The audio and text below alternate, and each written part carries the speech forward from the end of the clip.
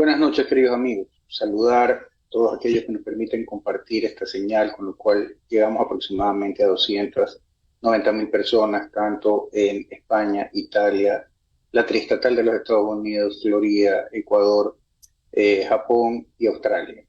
Agradeciendo que nos permitan compartir esta señal. El día de hoy vamos a tratar un tema de suma importancia, como es el tema de la inseguridad que vive el Ecuador.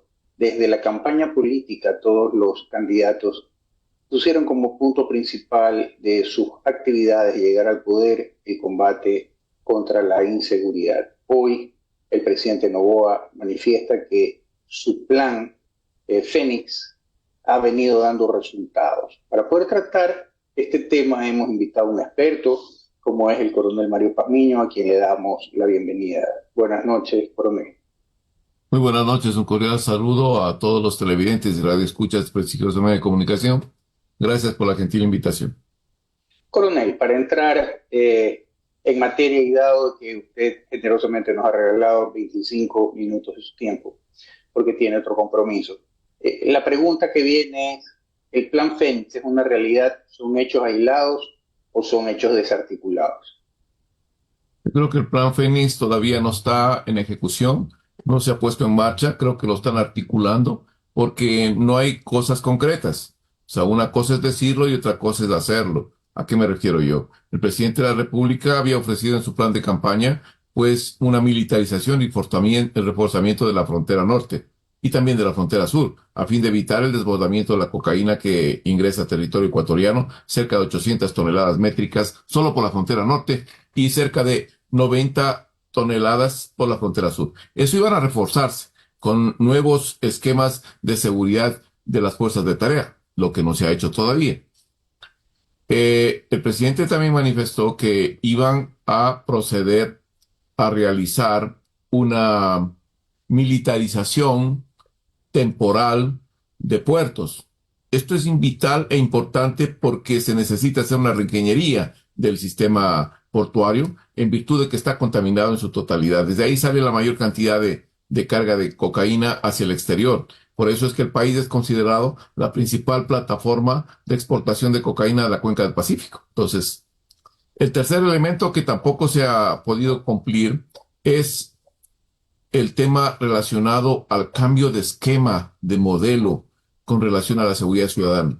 Hablamos de que es necesario cambiar los patrullajes que se están haciendo en las áreas urbanas y también en las partes rurales por una presencia disuasiva permanente, que no se lo ha hecho todavía. Pero la presencia disuasiva permanente implica patrullaje las 24 horas del día, sin descanso, porque el crimen organizado y la delincuencia no descansan.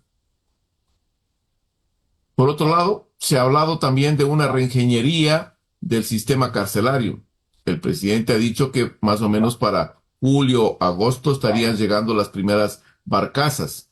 Yo no comparto mucho el tema de las barcazas porque veo que será un problema para el gobierno del presidente Noboa en virtud de que van a haber un sinnúmero de organizaciones internacionales que van a protestar por este tipo de situaciones, por derechos humanos. Pero no hay Coronel, una ingeniería total con ese sentido todavía. El otro problema que tampoco hay una solución al momento es sobre el sistema de inteligencia nacional, que es necesario transformarlo, cambiarlo y dar un nuevo concepto. ¿Cuál es el nuevo concepto? Se llama Sistema de Inteligencia Multidominio Interagencial, que es un concepto completamente diferente de empleo de los sistemas de inteligencia a nivel de las potencias del primer mundo. Pues ahí están básicamente estos nuevos conceptos que pueden aplicarse en el país y que no se lo han hecho todavía. Entonces, a mi criterio, el plan Fénix está, me imagino yo, articulándose, me imagino que se está fusionando algunos componentes para poder aplicar. El decir que el plan Fénix es el cambio de militares y de policías de la cúpula, eso no es ningún plan. Esa es una acción que tiene el presidente de la República, un atributo presidencial para colocar a gente de confianza en el gabinete. Entonces, eso no es un plan, eso no es una acción de estratégica, no podríamos decirlo así. Entonces, yo creo que todavía los ecuatorianos no podemos decir con claridad que está en ejecución un plan de esta magnitud. ¿Qué falló, coronel, para que haya sido tremendamente permeable las instituciones como la Corte de Justicia, como la policía, ciertas ramas de las Fuerzas Armadas, de manera tal que ciertas cabezas, no vamos a decir todas, estaban involucradas en esta trama que la fiscal ahora denomina el caso Metástasis, y que de una u otra manera resulta que el país, como se ha venido sintiendo, estaba siendo manejado por delincuentes y no por el gobierno ni por el Estado? ¿Qué falló? El país, bueno, lo que falla por parte de las instituciones estatales de gobierno es el haber articulado acciones y medidas para evitar que exista una penetración del crimen organizado. Una penetración que viene desde el año de 1990 a la fecha, más o menos unas 3 décadas y media de penetración permanente de este accionar del crimen organizado en 5 áreas específicas. La primera, en el estamento gubernamental. A través de campañas políticas, el crimen organizado invierte en malos funcionarios públicos para luego de que han logrado captar una nominación, pues inmediatamente pedir favores para poder lavar el dinero. El segundo elemento que me parece interesante también y es parte también de lo que estamos viendo en el caso Metástasis, es la penetración de los estamentos de control, o sea, policías, militares, aduaneros, de todos, de todo tipo de instituciones de control están contaminadas. El tercer elemento también está dentro del caso Metástasis, la afectación de los operadores de justicia, donde jueces, fiscales también, no solo jueces, y abogados trabajan para el crimen organizado. Solo recordemos que la fuga de información que alertó a algunos de estos funcionarios para que puedan huir del país sale del mismo operativo de Fiscalía y de la Policía Nacional. Entonces también ahí hay una infiltración directa. No es que la Fiscalía tampoco está salva de ninguna situación. También hay infiltración en esos organismos. El cuarto elemento de penetración, indudablemente, es la penetración en el sistema financiero nacional, en donde se inyecta permanentemente a través del lavado de dinero, pues grandes cantidades de dinero a el sistema financiero, con la afectación que esto tiene, indudablemente. Y el quinto elemento es la penetración en el estamento social. Por eso es que en la actualidad tenemos sobre los 120 santuarios a nivel nacional, en donde existe una gobernanza criminal y en donde el Estado es un mero observador. No puede hacer mucho porque esos son ya territorios que han sido conquistados por el crimen organizado y las megabandas que existen en el país. Esos santuarios podríamos identificarlos plenamente. Por ejemplo, se me ocurre a mí el tema de Esmeralda, el norte de Esmeralda, que es evidente, en el cual hay aproximadamente unos 5.000 miembros de estas organizaciones delincuenciales que hacen y deshacen al libre entender. Hay sectores, por ejemplo, voy a citar algunos de ellos, ¿no?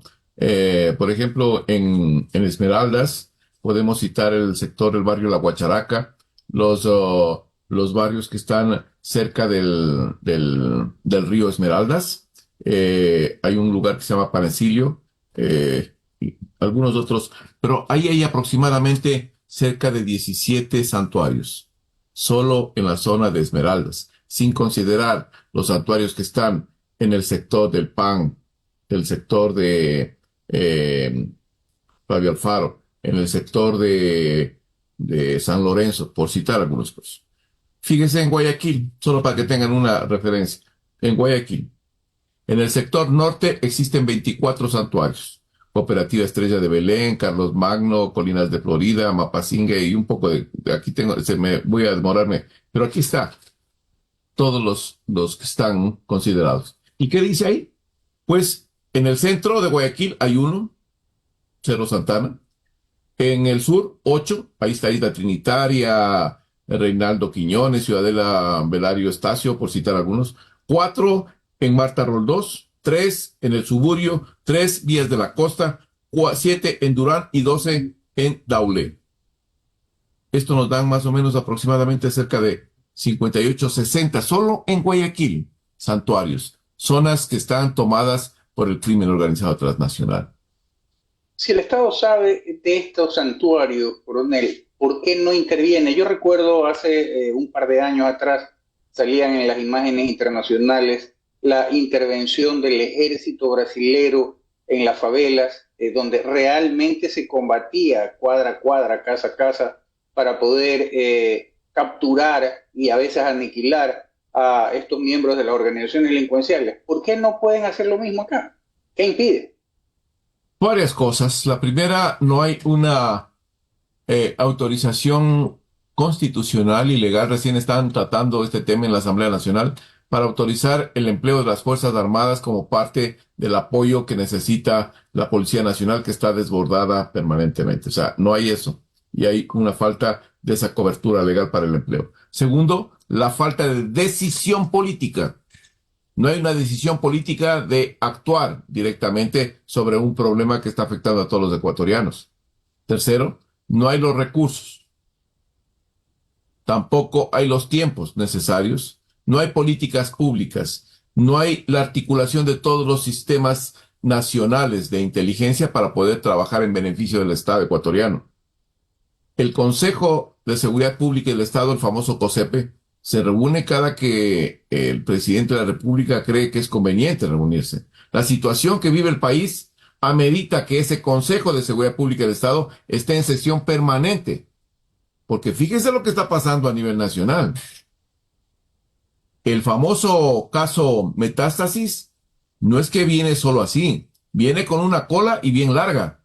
Y esa cola bien larga son las repercusiones que trae el tema del caso Metástasis. ¿Ustedes creen, ecuatorianos, que el crimen organizado, las organizaciones delictivas se van a quedar de los brazos cruzados viendo toda esta situación? No lo van a hacer y van a golpear fuerte. Entonces, eso es lo que tenemos que estar preparados los ecuatorianos. Coronel, usted hablaba justamente que uno de los elementos que impedían que se pueda tomar una acción mucho más potente contra estas organizaciones delictivas es la falta de recursos. Pero yo recuerdo que el presidente Lasso hablaba de un plan Ecuador, haciendo una comparación con el plan Colombia. El plan Colombia, todos sabemos que el Estado norteamericano hizo un ingente aporte económico para llevar adelante este plan. No vamos a entrar a evaluar si fue efectivo o no, pero traslapando un poco el tema a lo que decía el presidente Lasso, ¿es factible que el Ecuador se acoja a esta especie de plan Ecuador? ¿Funcionaría o no? Y esto haría que tenga los recursos necesarios para poder avanzar en el tema del combate contra la delincuencia. A ver, el planteo que realizó o el planteamiento que realizó el presidente Lasso a la comunidad internacional de un famoso plan Ecuador no tenía pies ni cabeza. Lo que el señor Lasso fue a hacer es pedir que le entreguen dinero.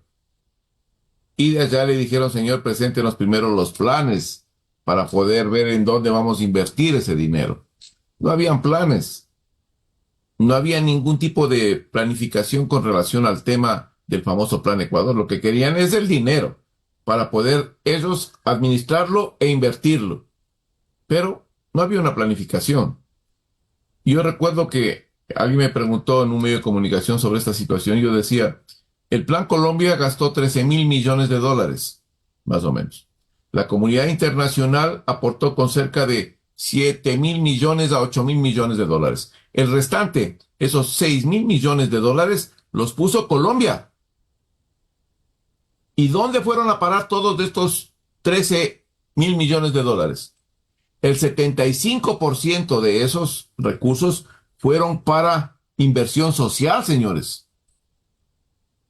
Y el restante fueron para fortalecer el aparato de seguridad del Estado y otras actividades estatales.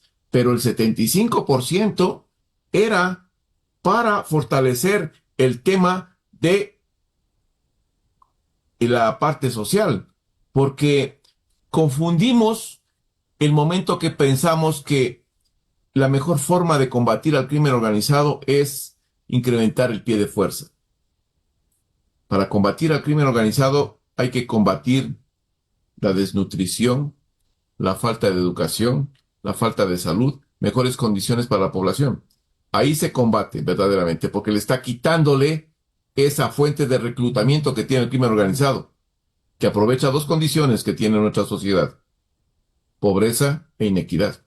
Entonces, con esos dos factores, y habiendo una intervención del Estado, la presencia del Estado, no el Estado solo en la Plaza Grande, pues, la presencia en todos los rincones del país del Estado, con todas sus estructuras estatales, con todo el poder del Estado, ahí se comienza a cambiar el escenario nacional. Es innegable, coronel, que de una manera u otra el Estado norteamericano, a través de las declaraciones de su embajador Fitzpatrick, Michael Fitzpatrick, han dado un empuje a lo que es el combate contra la corrupción y también el combate a la impunidad. ¿Podríamos hablar de alguna u otra manera de que el Ecuador está contando con cierta ayuda sobre temas de inteligencia por parte de los Estados Unidos, o simple y llanamente es una percepción? Yo creo que tiene que haber niveles de cooperación con los Estados Unidos en el sentido del esquema de inteligencia, porque tanto a la comunidad internacional como a los organismos de inteligencia nacionales les interesa que las acciones de inteligencia y los operativos que realizan la fuerza pública sean exitosos. Entonces ahí tienen que colaborar directamente con esta información. Eso es parte del esquema. Pero eh, los sistemas de inteligencia también se compartimentan cuando ven que existe mucha eh, corrupción y penetración de estos estamentos. Entonces, no van a entregar información si saben que están entregándole al mismo enemigo. ¿Qué quiero decir con esto? Si es que en las filas de las instituciones hay gente que trabaja para el narcotráfico, el crimen organizado, la cooperación internacional se va a restringir de entregar información justamente por este tipo de anomalías que existe. Por eso es que digo y repito, tienen que incrementarse los protocolos de contrainteligencia, los protocolos de control interno que tiene la policía, y también sobre otros protocolos para crear unidades especializadas en corrupción en cada uno de los ministerios, para poder controlar verdaderamente este mal que se llama corrupción y que está afectando a todos. Hablábamos hace un momento de que las barcazas, cárceles, prisiones, estarían más o menos como por el mes de agosto. Y a mí me salta una inquietud, y es que, si bien es cierto, es loable la labor de nuestra Marina en cuanto a tratar de combatir el tema del narcotráfico, no es menos cierto que el tema logístico realmente es complicado. Y de hecho, muchas de las contaminaciones que han tenido la carga ecuatoriana no ha sido a través de puertos, no obstante que uno de los planes es militarizar los puertos, ha sido justamente en alta mar o ha sido en el canal de acceso. Si esto no ha sido posible manejarlo, recordemos el caso de Maersk, aquellos delincuentes que se tomaron un y pretendieron vacunar a la compañía Maersk, y por eso es que la Maersk salió del puerto de Guayaquil. ¿Cabría la posibilidad de que sea realmente efectivo el tema de las barcazas prisión cuando sabemos que tenemos una gran deficiencia en el tema logístico? Una gran deficiencia en el sistema logístico y en el sistema de seguridad. Si estas embarcaciones van a estar en alta mar y no tenemos una suficiente cantidad de efectivos para proteger ese tipo de embarcaciones, porque nadie puede garantizarnos que porque esté en alta mar no puede ser objeto de ningún atentado o una acción para recuperar a todas las personas. Por lo tanto, pues tenemos la capacidad para mantener allá este tipo de infraestructura, tenemos la capacidad logística permanente para seguir abasteciendo de alimentos, de servicios a todos los que están ahí privados de libertad y más los que están custodiando. O sea, todas esas cosas hay que pensarlo. Tenemos la capacidad para llevar a familiares a que visiten a los presos. Todas esas cosas hay que pensar, porque caso contrario tendremos un problema de derechos humanos a nivel de los organismos internacionales. Gravísimo. Y el presidente de la República, pues, no sé si tenga considerado también este tema. Pareciera que las cárceles se han pacificado, sin embargo, la reacción hacia o en contra de la ciudadanía ha sido virulenta, secuestros por todos lados, independientemente que estemos en época de Navidad. Eh, Realmente este tema tiene preocupado. Mire usted, se atrevieron a secuestrar a un embajador del Reino Unido. ¿Qué lectura le podemos dar a esto? ¿Es un mensaje de estas bandas del crimen organizado o simple y llanamente son hechos aislados? No, yo creo que el tema del cónsul honorario de Gran Bretaña en el Ecuador es una deficiencia de seguridad del cónsul. El cónsul, pues, tiene un sinnúmero de acciones y protocolos nefastos, negativos en el tema de seguridad. Exceso de confianza, sistema de seguridad no existente o nulo, no tiene un análisis de riesgo personal, no tiene un estudio de seguridad de la instalación donde va a llegar, su hacienda o lo que sea, no tiene un equipo de protección. Entonces tiene un sinnúmero de elementos negativos y esos elementos negativos pues atraen la atención del crimen organizado y de estas organizaciones delictivas. Si ven que el objetivo es una presa fácil, pues van a actuar inmediatamente, pero si ven que esa persona o ese objetivo, como quieran llamarlo, o ese empresario, tiene un sistema mucho más robusto de seguridad, pues lo van a descartar, porque recuerde que estas organizaciones lo que quieren es hacerlo rápido y cobrar rápido. Coronel, estamos sobre el tiempo. ¿Cuál sería su recomendación para los ecuatorianos en cuanto a qué esperar del crimen organizado, por un lado, en cuanto a lo que es el embate de este, y qué esperar del gobierno con el famoso Plan Fénix, que hasta el día de ahora no lo conocemos a ciencia cierta? Entendemos que debe de haber cierto secretismo por temas de seguridad, pero que también dejan una gran interrogante sobre si como usted bien decía, pareciera ser que todavía no se articula o todavía no se define. ¿Qué debemos nosotros esperar como ciudadanía? Primero creo que los ciudadanos tienen que comenzar a comprender que el Estado como tal no va a poder garantizar bajo ningún concepto la seguridad de todos los ecuatorianos. Eso es muy claro. El Estado está desbordado por la inseguridad que existe, por lo tanto, pues creo que la autoprotección comunitaria es la mejor forma de hacer frente a estas acciones delictivas.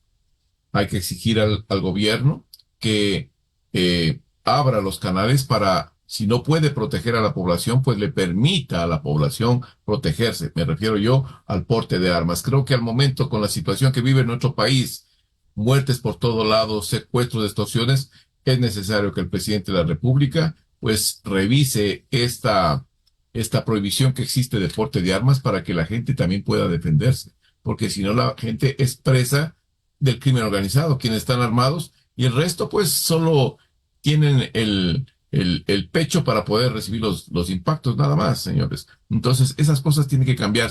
El presidente tiene que inmediatamente darse cuenta de que la situación de seguridad que tiene el país es sumamente grave y por lo tanto el COSEPE tiene que estar en sesión permanente. Esto es vital e importante.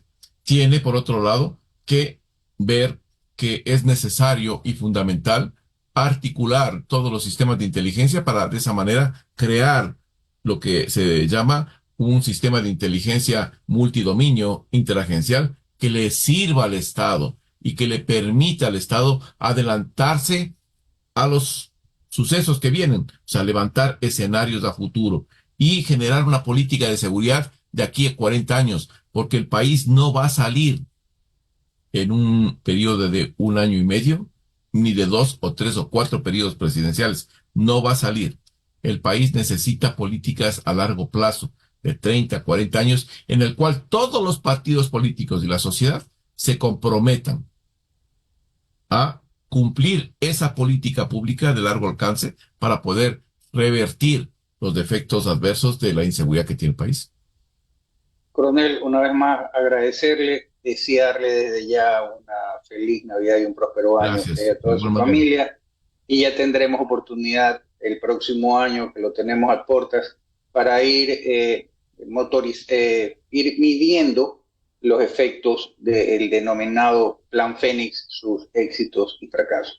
Muchísimas gracias, Oh, coronel. Gracias a nuestra audiencia. Buenas noches. Una buena noche.